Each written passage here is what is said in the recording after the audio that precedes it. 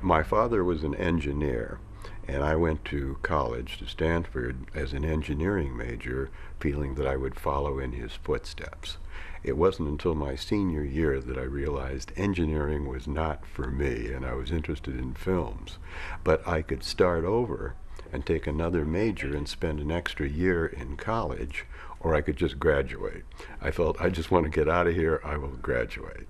The only job I could get, because Hollywood was a very tough place to get a job in those days, was as a messenger at Fox.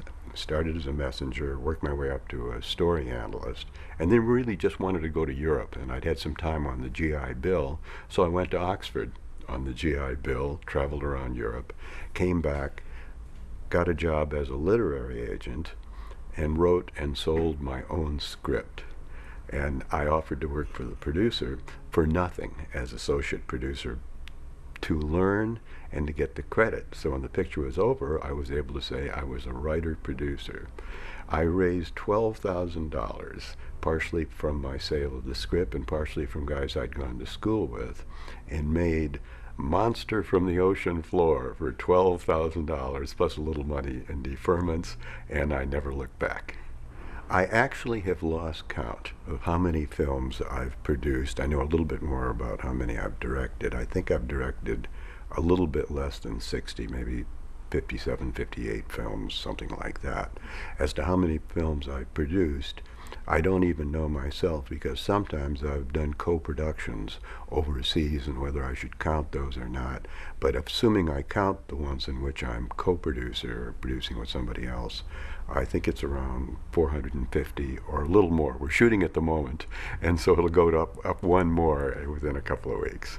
These days I'm known mostly as a producer, but when I was primarily a director, which was the late 50s and through the 60s up until around 1970 or so, I was considered okay, particularly in Europe. The French New Wave critics, and some of them became directors, picked up on my work before the critics in the United States. And from Paris to London, the English critics wrote good things about it. And eventually, a couple of American critics said, okay, this guy's okay. If I were talking to a young filmmaker who had started and was interested in how his career was going to progress, how he would guide his career, I would say the number one rule is to do your best on every project. When I started, I knew we were all doing essentially low-budget B pictures. Now, if you were brilliant, you may jump to a major film on your first try or your second try, but normally you do a number of films and work up. Assuming you're on that path, I would say turn down the absolute losers. Don't get involved in anything that you know is going to be bad. But if it has any chance, do the film and do it the best you can. The guys I knew who would take a low-budget film and say, well, it's just a cheap film, I'm going to knock it off and get the money, those guys are out of the business today.